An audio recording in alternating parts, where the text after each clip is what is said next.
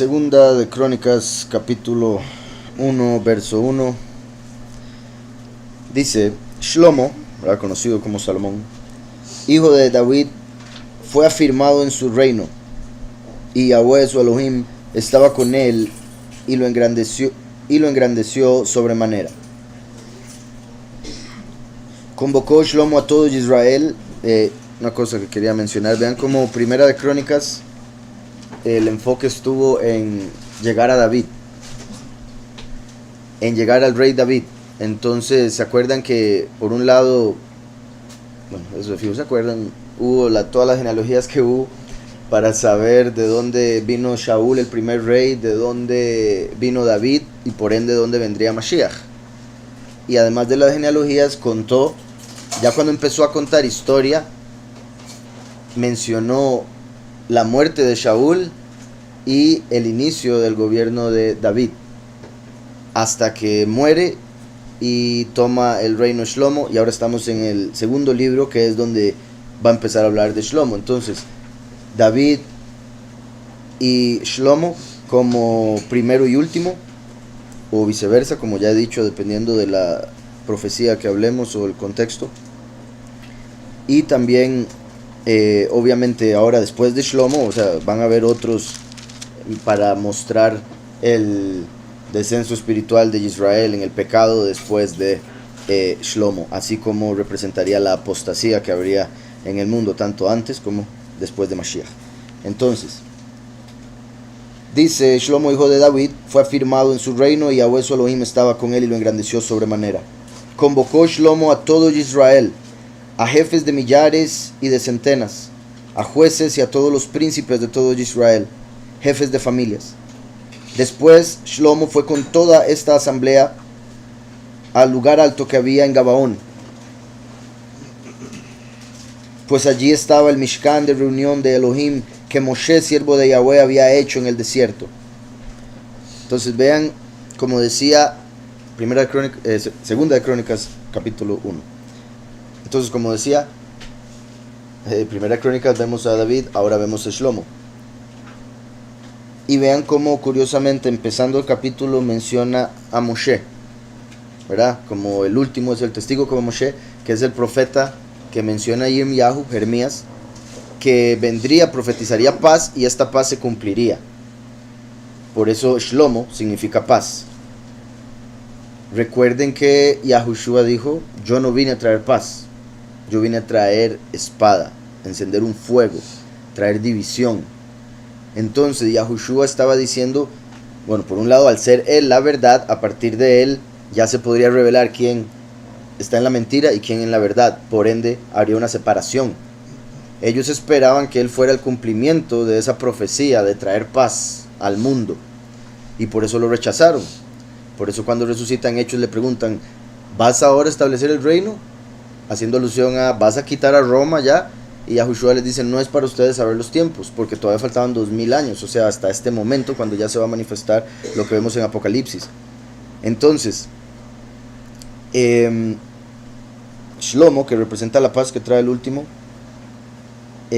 aquí vemos como inmediatamente lo primero que hace es ir al lugar donde estaba el arca que había hecho Moshe, y pudo haber dicho nada más, como dicen, el tabernáculo o el Mishkan, pero dice que hizo el siervo de Elohim Moshe, conectando Shlomo con Moshe, porque es el testigo como Moshe el que trae la paz que profetizó Jeremías, que esperaban que Yahushua trajese, pero que él dijo: yo no vine a traer paz. Entonces, como ellos no entendieron eso, lo mataron, porque no sabían la forma o el tiempo en el que se cumplirían las profecías. Como siempre digo, los judíos esperaban a un león que viniera a vencer a Roma, pero vino un cordero. Entonces no lo entendieron, no lo vieron, lo rechazaron y lo mataron. En el fin de los tiempos, los cristianos están esperando un cordero, pero viene un león. Entonces lo van a ver como maligno, porque Satanás anda como león rugiente viendo a ver a quién devorar. Entonces lo van a ver como malo porque trae juicio, y por eso lo van a matar. Entonces dice, y verá, el león hace alusión al rey, y vemos que Shlomo es rey, ¿verdad? Como la melena, la corona. Entonces, después Shlomo, verso 3, fue con toda esta asamblea al lugar alto que había en Gabaón, pues allí estaba el Mishkan de reunión de Elohim que Moshe, siervo de Yahweh, había hecho en el desierto. Vean aquí algo interesante, y de hecho se conecta, bueno, todavía falta para llegar ahí, pero sí, desde aquí, para ver cómo terminar. Vean qué particular, porque, bueno, ¿se acuerdan que ahora dije David y Shlomo como primero y último, o viceversa? Porque hay diferentes profecías acerca de Mashiach el primero, Yahushua, el Mesías, como David, por ser genéticamente descendiente de él, pero después él dice: yo soy la raíz de David, no la rama. Y por otro montón de razones, el punto es que ambos están conectados con el primero y con el último. Curiosamente, en el capítulo anterior, que es el último de Primera de Crónicas, se menciona la muerte de David, así como el último viene como David, como un guerrero que derrama mucha sangre, entonces no puede cumplir todo como Yahushua lo hizo porque nunca pecó. El último viene como hijo pródigo, entonces viene a hacer guerra espiritual y muere. Pero recuerden, Apocalipsis 11, a los 3 días y medio resucita, asciende al cielo, se le da autoridad, y en ese momento cuando asciende al cielo, dice en Apocalipsis 11 que el templo se abre y se deja ver el arca. Entonces vean qué curioso, como muere David y ahora lo que sigue es Shlomo, que sería como ya el último resucitado. ¿Sí me estoy explicando? Ya el último, una vez resucitado, va a traer la paz, que es el significado del nombre Shlomo. Entonces muere David y ahora Shlomo sube a Gabaón con la asamblea, la congregación, los 144,000, a donde está el arca. Como en Apocalipsis 11, el último sube al cielo y ahí está el arca. Decía: convocó Shlomo a todo Israel, a jefes de millares y de centenas, a jueces y a todos los príncipes de todo Israel, jefes de familias.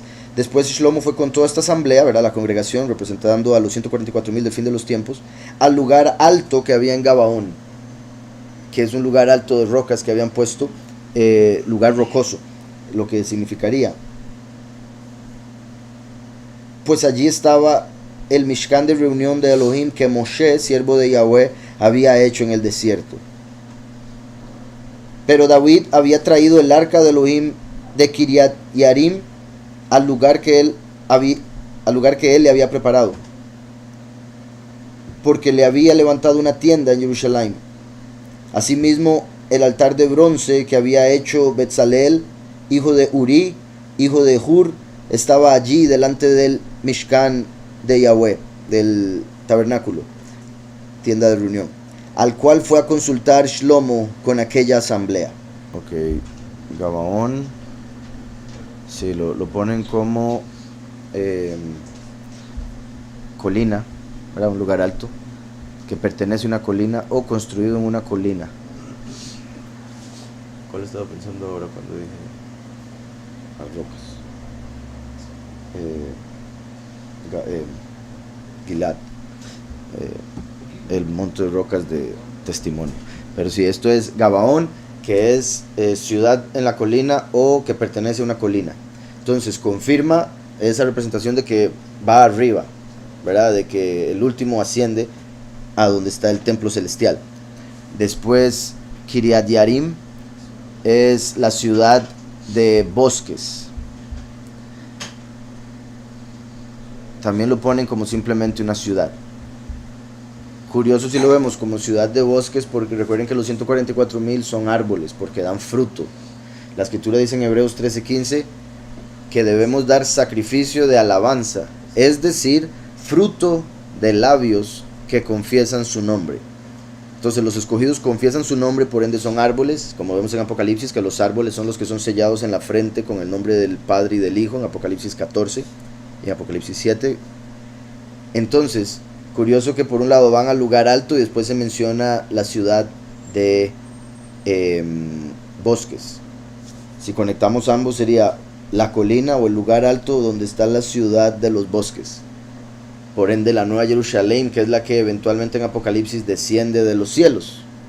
¿Sí me explico? Entonces la nueva Jerusalén ahorita está en los cielos. Sería la ciudad de los escogidos, la ciudad de los bosques. Después menciona, pero David había traído el arca de Elohim de Kiriat Yarim al lugar que él le había preparado, porque le había levantado una tienda en Jerusalén, la instrucción de paz. Asimismo, el altar de bronce. El altar de bronce representa, recuerdan que el templo tiene 3 partes, así como hay 3 grupos que van a entrar al reino. Eso hubiera sido bueno mencionárselo a los hijos de la hermana Flor ayer, no me acuerdo.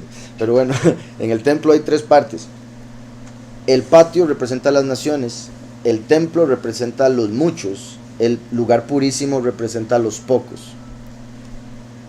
Aquí dice, el altar de bronce, ese dice que había hecho Betzalel. El altar de bronce representa como muchos van a tener que pasar por muerte, muchos que están entre las naciones. El bronce representa a Grecia. Muchos que están entre las naciones con la apostasía que vino de Grecia van a tener que pasar por muerte para poder entrar al templo. Entonces eso es lo que representa el altar de bronce, y lo hizo Betzalel, cuyo nombre significa quien está bajo la sombra del Poderoso. Betzalel llegó a ser como una extensión de Moshe, porque aunque Moshe le dio el modelo del Mishkan, del tabernáculo, a Moshe, Yahweh le dio el modelo a Moshe, después le reveló toda la ciencia o el conocimiento que se necesitaba a Betzalel para que él lo construyese. Entonces, curioso que aquí mencione el nombre Betzalel. Y recuerdan, ¿verdad? El Salmo, el que habita al abrigo del Altísimo, sí, del Elión, entonces, morará bajo la sombra del Shaddai. ¿Verdad? El que habita al abrigo del Altísimo, eso hace alusión a Yahushua que está a la derecha del Padre. Morará bajo la sombra, Betzalel, de Shaddai, que es el último. ¿Sí me explico? Y vean cómo, qué poderoso que Yahushua vino y dijo, yo soy la luz. El último vendría siendo entonces la sombra, en el sentido de él que está bajo la sombra. Porque la sombra solo se puede hacer, ¿verdad? Cuando la luz está pegando en algún lado, se crea una sombra. Pero la sombra en el calor es buena porque da frescura.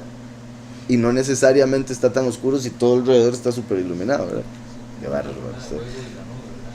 Ah, exacto, buen punto.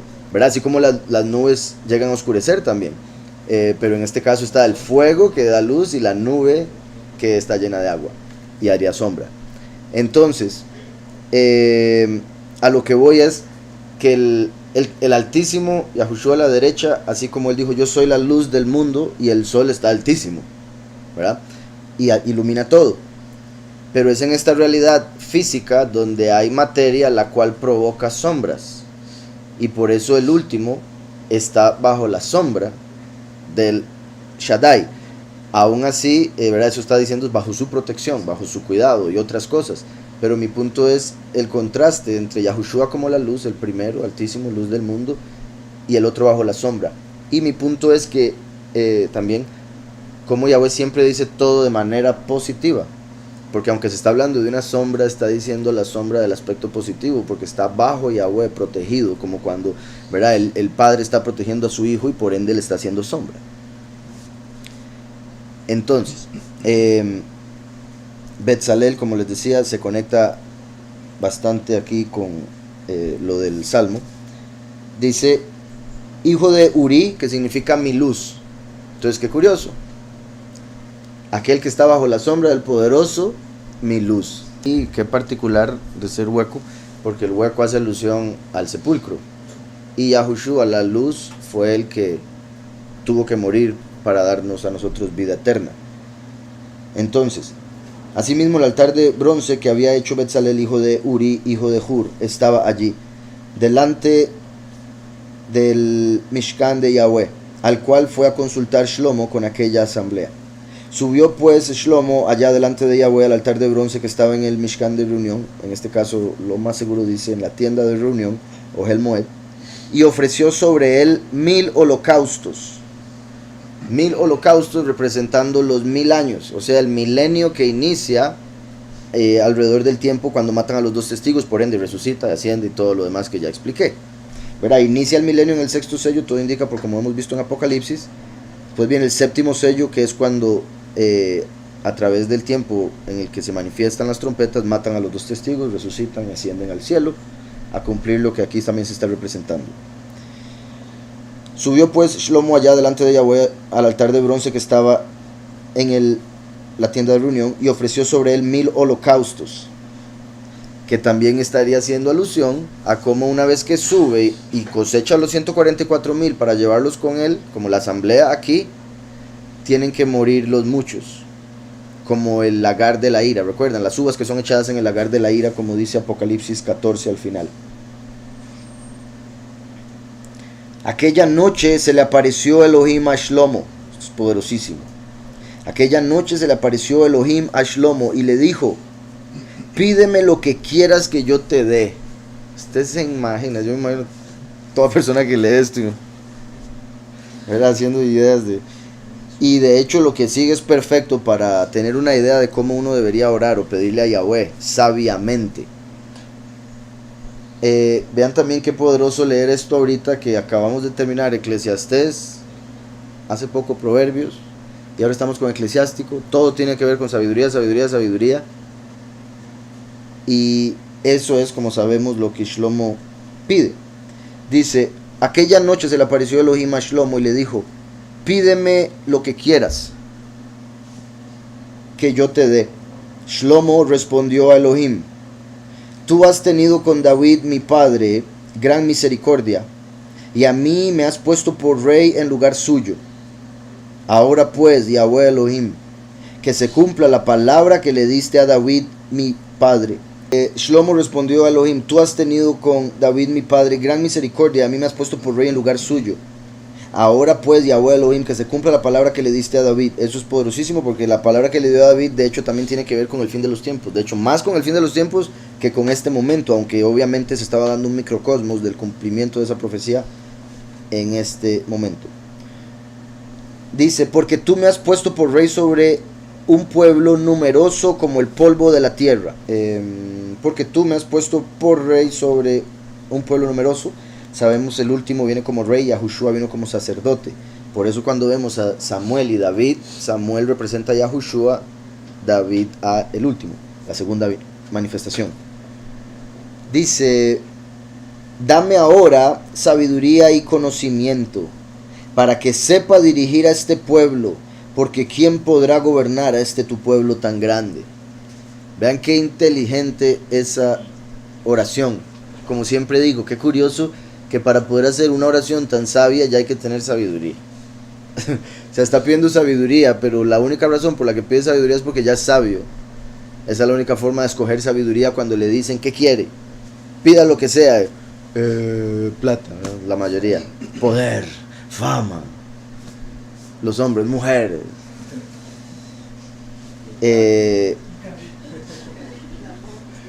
todas esas cosas del mundo. Y bueno, no me voy a adelantar a lo que va a decir Yahweh. Entonces, vean cómo él claramente está pensando en el pueblo, no en él. Eso es perfecto. Porque le dice: me has puesto como rey de un pueblo numeroso. Ahora, por favor, deme sabiduría y conocimiento para poder gobernarlo. Está pensando en el pueblo, en vez de pensar en él, porque entonces hubiese dicho poder y todo eso que ya dije. Dame ahora sabiduría y conocimiento. Vamos a ver cómo lo ponen aquí en hebreo. Dice: Ata Chagma Umadah, que sería como la raíz del conocimiento.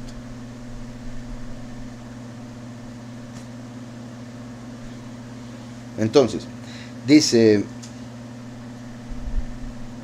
dame ahora Chogma, sabiduría, y Madá, dice ahí, ¿verdad? Conocimiento, para que sepa dirigir a este pueblo, porque ¿quién podrá gobernar a este pueblo, a este tu pueblo tan grande? Vean que dice ¿quién podrá? Que como sabemos, eso es una pregunta retórica. Por un lado, como dando a entender, porque ¿cómo hace uno con un pueblo así? Y por otro lado, haciendo alusión a Yahushua. Recuerden que Yahushua es quien revela a Yahweh.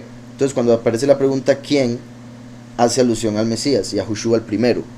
Y eso lo digo basado principalmente en la revelación, recuerden, de Proverbios 34, cuando pregunta cuál es el nombre, cuál es su nombre y el nombre de su hijo, Yahweh Yahushua. Antes de decir cuál es su nombre y el nombre de su hijo, pregunta 4 veces quién. Y Yahushua vino en el 4.º milenio y otro montón de cosas que ahí ya están grabadas por si quieren verlo. en la revelación de Proverbios 34. Entonces, hay un video solo de ese tema y ya está el video de Proverbios 30, donde también lo hablo claramente. Kimi, porque quién, dice Yishpot, que dice juzgará. Kimi Yishpot et amcha, tu pueblo, a tu pueblo, ¿verdad? Et en hebreo es el único idioma en el que tiene un significado, tiene 4 funciones, pero no hay ningún idioma en el que esa palabra exista, entonces nunca la traducen. Et está compuesto por la Aleph y la Taf, y por ende representa al primero y al último. Porque ¿quién juzgará, Aleph y Taf, a tu pueblo? Como diciendo, el Aleph y Taf, el primero y el último, juzgará al pueblo tan grande. Entonces dice, respondió Elohim a Shlomo, por cuanto este ha sido el deseo de tu corazón, y no pediste riquezas, bienes o estima, que estima viene siendo fama, no pediste riquezas, bienes o fama, ni la vida de los que procuran tu mal, ni pediste muchos días, sino que has pedido para ti sabiduría y conocimiento para gobernar a mi pueblo, sobre el cual te he puesto por rey. Vean eso. Entonces, no pediste riquezas, bienes o estima, ni la vida de los enemigos, ni muchos días. Lo que pediría cualquier persona, quiero vivir para siempre, para hacer lo que me da la gana, ¿verdad? Porque tener ese deseo es solo egoísta, que fue lo contrario a lo que aquí hizo Shlomo. No pediste muchos días, no pediste lo otro que tampoco fue el mal de sus enemigos, ¿verdad? Por ende eso hace alusión a amar al enemigo, puesto que no deseó su mal. Y curiosamente con el nombre Shlomo se estaba diciendo que en su tiempo iba a haber paz en el reino, a pesar de no pedir la muerte de sus enemigos.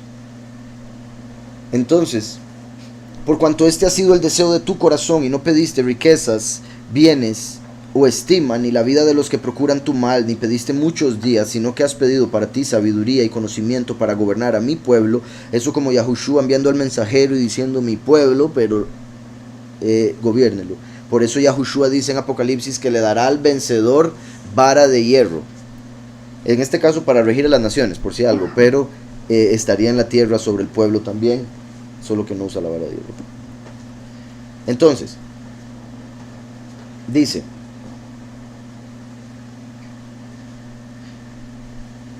has pedido para ti sabiduría y conocimiento para gobernar a mi pueblo sobre el cual te he puesto por rey. Sabiduría y conocimiento te son dados, y también te daré riquezas, bienes y estima, como nunca la tuvieron los reyes que fueron antes de ti, ni la tendrán los que vengan después de ti. No nos podemos ni imaginar. Y como he dicho, hoy en día los reyes de hoy en día son de mentiras, por muchas razones. Nada como en el pasado, y eso de hecho el que así sea ahorita es una muestra de esto, porque eso podría indicar que desde Shlomo hasta este momento los reinos empezaron a decrecer en riquezas y honor, lo cual también se refleja en Daniel 2, cuando la estatua que ve Nabucodonosor está compuesta de oro, plata, bronce y hierro. Va del metal más precioso, más valioso al menos, y del metal menos denso al más denso, haciendo entender que se va haciendo cada vez más cruel. Sabiduría y conocimiento te son dados, y también te daré riquezas. Una pregunta ahí en el 12 sale igual escrito, vamos a ver si yo esto lo veo, me dice. Sabiduría y conocimiento dice, ajá, Hachokmah Behamadá, que sería, repito, como la raíz del conocimiento. Entonces dice, y digo eso porque básicamente Da'at con la mem al inicio, que es una fuente. Decía entonces, sabiduría y conocimiento te son dados, y también te daré riquezas, bienes y estima. Todo lo que no pidió y que todo ser humano habría pedido, la mayoría, Yahweh se lo entregaría porque tuvo la sabiduría para pedir lo que verdaderamente necesitaba, o verdaderamente vale. Y al tener toda la sabiduría que iba a tener la capacidad de adquirir riquezas y todo lo demás. Incluso... sí, exacto. Ajá, exacto. Es una... Recuerden que el principio de la sabiduría es el temor a Yahweh. El principio de la sabiduría es el temor a Yahweh. Aquí él tuvo temor a Yahweh como para hacer una buena petición. No pidió cosas de la carne o para su ego, sino que pidió cosas por el bien del pueblo de Yahweh. Por ende Yahweh entiende que puede poner en sus manos el resto de cosas que menciona aquí. Y ahora sabemos que él se desvió por las mujeres con las que se metió, principalmente la egipcia. Se desvió, que le trajo doctrinas falsas y el adorar a Saturno y otras cosas. Otra que lo puso a adorar a Moloch. Él, según el testamento de Shlomo, y ahora que lo pienso, puede haber sido esa misma, que el talismán que les mencioné de Saturno representa, recuerden, la estrella de Moloch y Kium. Kium es Saturno, entonces es una estrella que representa a los dos dioses, Saturno y Moloch, que vendría siendo Júpiter. El triángulo para arriba y el triángulo para abajo, Moloch y Kium, que hacen la estrella de 6 picos, que los judíos utilizan y que no es del Padre, como dice Amós 5:26. Entonces, la estrella de Moloch y Kium la recibió Shlomo, por eso es llamado el sello de Shlomo, a través de esta mujer. Y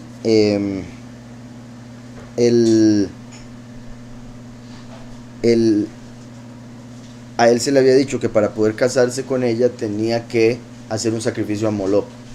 Y él decía, no, ¿cómo voy a hacer yo eso? Sí, ¿verdad? Pero entonces fue y consultó con los sacerdotes de Moloch, ya con solo eso, ¿verdad? Pero fue y consultó y le dijo, disculpe, que es así como lo menos que hay que hacer para. Y le dijeron, no, ustedes sí, con solo que agarre 5 grillos y los stripe así en el nombre de Moloch, con solo eso ya lo contamos. Entonces, él, en el testamento de Shlomo explica que él dijo, bueno, eso no es nada, matar 5 grillos, ¿qué es eso? Agarró los 5 grillos y los estripó en el nombre de Moloch, y a partir de ese momento él sintió donde la presencia de Yahweh se le apartó. Entonces, tristemente se desvía, y la razón por la que Yahweh permite eso, bueno, son muchas de las que ya he mencionado, pero la principal, porque Yahushua el Mesías, la verdad, no había venido. Entonces representa lo que sería tener toda la sabiduría del mundo sin conocer la verdad al Mesías, y por eso se termina desviando. Pero ahorita todo bien, entonces continúo.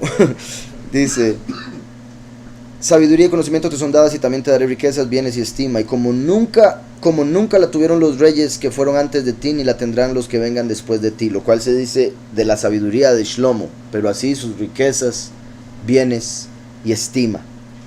Y eso representa, como ya venía diciendo, lo que Yahweh va a hacer al final de los tiempos, con el primero y el último Hechos 1. Porque recuerdan que he dicho que el primero y el último se hacen uno en la resurrección del último.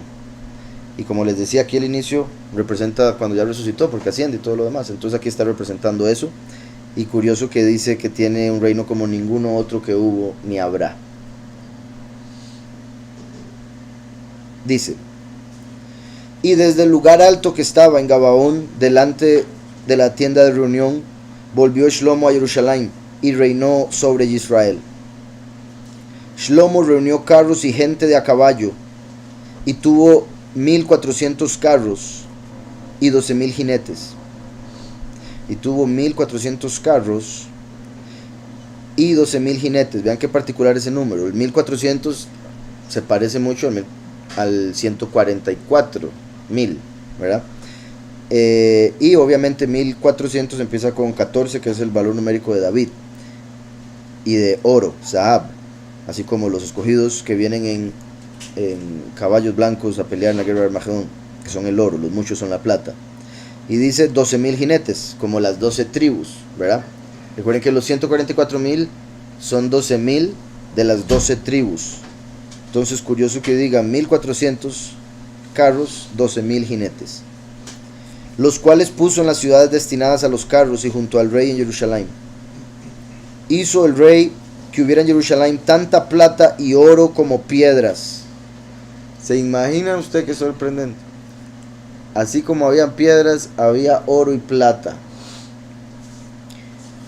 Lo cual obviamente hace alusión también a la nueva Jerusalén, que va a ser compuesta de piedras preciosas. Las calles van a ser de oro tan fino que va a ser transparente, según lo que vemos en Apocalipsis. Entonces, vean que como otros reinos tenían piedras, ahí había plata y oro por todo lado. Hizo el rey que hubiera en Jerusalén tanta plata y oro como piedras. Vean que dice hizo el rey, no dice hizo Yahweh. Sabemos que Yahweh fue el que le dio esa capacidad al rey. Mi punto es, al darle la sabiduría, tuvo la sabiduría para él hacer que crecieran las riquezas. Deuteronomio 17:17, voy a verlo rápidamente. Tampoco deberá tener muchas mujeres para que su corazón no se desvíe ni amontonara para sí demasiada plata ni oro. Solo la segunda parte de la que estamos ahorita. Obviamente el verso lo conectan con eso, y es que bueno, lo digo porque ya se nos adelantaron. Pero vean como aquí Deuteronomio está hablando del rey y dice que no tenga muchas esposas, que no tenga muchas riquezas, porque lo llegaría a desviar de una u otra manera, lo uno o lo otro. Entonces dice Deuteronomio, pero él no deberá, también es que era el, voy a poner 15, ciertamente pondrás como rey sobre ti al que Yahweh tu Elohim escoja. A uno de tus hermanos pondrás sobre ti como rey. No podrás poner sobre ti a un hombre extranjero que no sea tu hermano, que era lo que hacían los edomitas, ¿verdad? Los de Esaú. Pero él no deberá tener muchos caballos, lo cual también llegó a multiplicar Shlomo, tristemente. Ni hará volver al pueblo a Egipto con el fin de adquirir caballos, porque Egipto era famoso para vender caballos. Y eso también se conecta con cómo el pueblo volvió a Egipto espiritualmente a la esclavitud, ¿verdad? En su corazón, siguiendo el caballo. ¿Recuerdan cómo se dice caballo en hebreo? Sus. Y con la Hey, Jesús. Por ende, el caballo sería la traducción de ese sonido. Entonces, curioso que dice, no vayan a Egipto a adquirir caballos. Y se acuerdan como les he dicho que el faraón representa al falso profeta que predica del falso Mesías. El asirio representa a la bestia, el líder mundial. Y digo eso porque normalmente en las profecías se menciona el asirio y el faraón. Entonces, ni hará volver al pueblo a Egipto con el fin de adquirir caballos, pues Yahweh os ha dicho, no volváis nunca por este camino. Como cuando vino Yahushua y reveló que el verdadero camino es él, no lo que estaban siguiendo los judíos del momento. Básicamente les dijo, no vuelvan por ese camino, este es el camino. Y cuando Yahushua se va, la congregación se va en la apostasía, lejos del camino. Entonces ahora tienen que manifestarse los dos testigos para decir, hey, vuelvan al camino. En este caso similar aquí. Decía, no volváis nunca por este camino. En este caso, ¿verdad? No volváis nunca por el camino de la apostasía, por la mentira, Roma, etc. Tampoco deberá tener muchas mujeres. Shlomo llegó a tener 1000.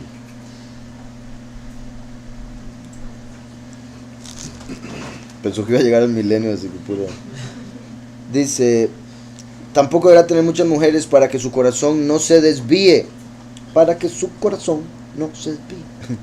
Qué duro. Ni amontonará para sí demasiada plata ni oro. Verá, volviendo a Crónicas. Shlomo reunió carros y gente de a caballo y tuvo 1400 carros y 12,000 jinetes. Ahí está hablando del montón de caballos que tuvo, los cuales puso en las ciudades destinadas a los carros junto al rey en Jerusalén. Hizo el rey que hubiera en Jerusalén tanta plata y oro como piedras, multiplicó las riquezas, y que abundara el cedro como las higueras silvestres de la Cefela. Los mercaderes del rey compraban por contrato caballos y lienzos finos de Egipto, lo que acabamos de ver en Deuteronomio, que Yahweh dijo, no vayan ahí a nada. Y Shlomo no va a comprar unos caballitos nada más. Y recuerden que el caballo representa guerra. Y curioso, Shlomo, paz. Entonces, por eso lo desvía. Los mercaderes del rey compraban por contrato caballos y lienzos finos de Egipto para Shlomo. Subían y compraban en Egipto un carro por 600 piezas de plata y un caballo por 150. Y todos los reyes de los heteos y los reyes de Siria, Aram, compraban así por medio de ellos. Entonces se metió en el negocio de los caballos, empezó a hacer plata. Pero vean que Deuteronomio ya había dado órdenes acerca de eso, el cuidado que había que tener. Así subían y compraban en Egipto un carro por 600 piezas de plata y un caballo por 150. Sí, curioso. Hemos hablado, ¿verdad?, cómo normalmente cuando dice que subían a la tierra prometida desde Egipto es porque se refiere a la altura espiritual, ¿verdad? Y ahora quizá geográfica. Por la decisión que estaba tomando. Entonces cambió los lugares espirituales. Sí, y ascendía. Vaya Alú. Entonces, sí, ¿verdad? Como al poner, porque normalmente, vuelvo y repito, la escritura dice que desde Egipto subieron a la tierra prometida. Pero ahora dice, estaban en la tierra prometida y está diciendo subieron a Egipto, o subían a Egipto a comprar. Que en ese caso mostraría que bajaron espiritualmente por las malas decisiones. Algo más iba a decir de eso importante. Subían y compraban en Egipto. Sí, el hecho de que habían descendido espiritualmente